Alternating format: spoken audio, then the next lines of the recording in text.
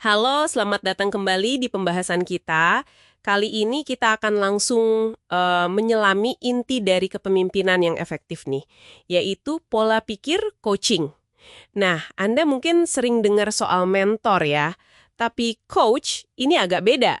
Seperti kutipan dari sumber kita hari ini, bab 7 buku Empowered, coaches roll up their sleeves and get their hands dirty.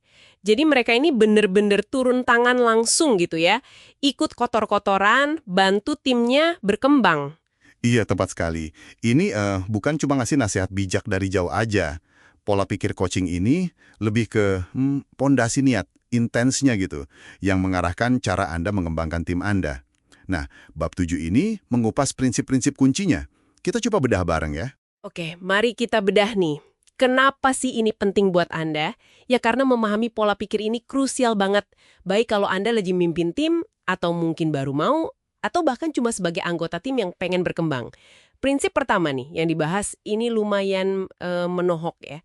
Ukur kesuksesan Anda sebagai manajer itu dari suksesnya anggota tim. Bahkan katanya lebih dari sukses produknya sendiri. Gimana tuh, radikal ya kedengarannya? Ya, ini memang pergeseran yang fundamental sih. Fokusnya itu bukan lagi soal output, bukan soal fitur semata, tapi soal gimana Anda memberdayakan orang lain, bantu mereka mencapai potensi terbaiknya.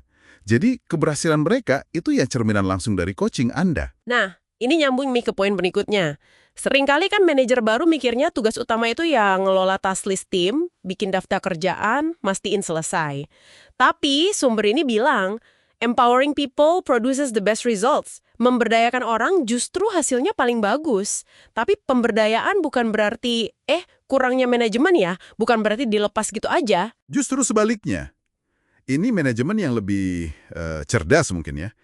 Pemberdayaan itu artinya kita menciptakan lingkungan di mana tim Anda bisa merasa memiliki hasil akhirnya, outcomes-nya, bukan cuma ngerjain tugas, tasks. Ini perlu keseimbangan sih.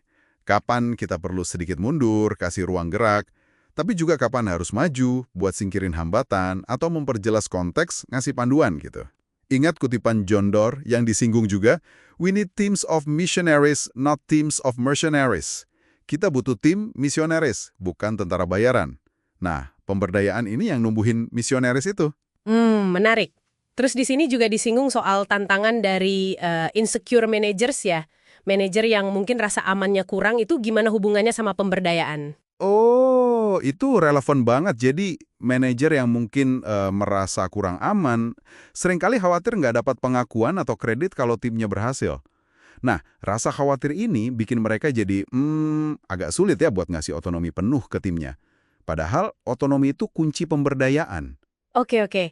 Selain memberdayakan, bab 7 ini juga bilang kalau coaching itu bukan cuma buat nutupin kekurangan atau gap aja ya, tapi juga soal mengenali dan ngembangin kekuatan yang udah ada. Betul sekali. Ini penting banget, apalagi buat anggota tim yang mungkin udah lebih berpengalaman, udah jago di bidangnya. Potensi itu kan dua sisi ya. Mengatasi kelemahan yang menghambat itu penting, tapi memaksimalkan kelebihan unik mereka itu juga sama pentingnya. Pola pikir coaching yang bagus itu lihat dua-duanya sebagai peluang untuk tumbuh. Tentu, semua usaha ini ya coaching, pemberdayaan, pengembangan potensi, butuh fondasi yang kuat banget. Sumber ini tegas sekali bilangnya, none of your coaching efforts will be effective without trust, kepercayaan.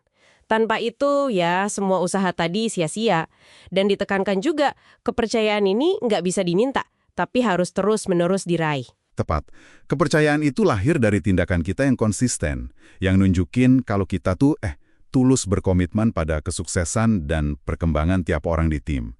Tanpa ada rasa percaya itu, ya sesi feedback, sesi coaching, sebagus apapun niatnya, ya nggak akan nyampe pesannya, nggak akan efektif. Nah, terus ada skenario menarik nih yang juga dibahas. Gimana kalau misalnya manajer itu secara struktur nggak punya pengalaman teknis yang sama persis untuk nge-coach peran tertentu di timnya? Contohnya manajer dari business development gitu yang mimpin product manager atau engineer. Kan beda banget tuh dunianya. Iya, bab 7 ini ngasih solusi untuk itu. Idealnya memang manajer langsung yang jadi coach utama. Tapi kalau memang nggak memungkinkan karena perbedaan latar belakang tadi, prinsip utamanya adalah pengembangan kompetensi anggota tim itu tetap harus jalan, nggak boleh diabaikan. Jadi, perlu dipastikan ada seseorang di organisasi itu. Bisa jadi rekan sejawat, peer coach, atau mentor teknis, atau peran lain lah, yang secara eksplisit ditugaskan buat ngasih coaching spesifik yang dibutuhin anggota tim itu. Tapi, tanggung jawab untuk memastikan ini terjadi, ya tetap ada di manajernya. Oke, jadi kalau kita rangkum nih inti dari pola pikir coaching di bab 7 ini. Pertama, ukur sukses Anda dari suksesnya tim Anda. Kedua, berdayakan mereka, kasih ownership atas hasil bukan cuma tugas. Ketiga, bantu mereka kembangin potensi utuh, kekuatan dan juga kelemahan. Dan keempat, yang paling dasar, bangun terus kepercayaan lewat tindakan nyata. Betul, ini bukan sekedar kumpulan teknik manajemen biasa ya, tapi lebih kayak sebuah filosofi kepemimpinan yang fundamental. Seperti yang dibilang di awal babnya kan, coaching ini yang bisa mengubah orang biasa jadi tim produk yang luar biasa. Jadi, apa artinya ini semua buat Anda yang lagi dengerin? Ya, mengadopsi pola pikir coaching ini bisa banget mengubah cara Anda memimpin, atau bahkan cara Anda berinteraksi sehari-hari sebagai bagian dari tim. Intinya, gimana caranya kita bisa ciptain lingkungan kerja yang bikin semua orang bisa tumbuh dan kasih yang terbaik? Coba renungkan deh, kalau Anda memimpin tim atau bahkan jadi bagian dari tim, fokus utama energi Anda selama ini lebih banyak kemana? Apakah lebih ke sekedar nyelesain daftar kerjaan aja? Atau sudahkah ada upaya yang tulus gitu untuk secara aktif mengembangkan dan memberdayakan potensi unik orang-orang di sekitar Anda? Coba direnungkan posisinya di mana sekarang.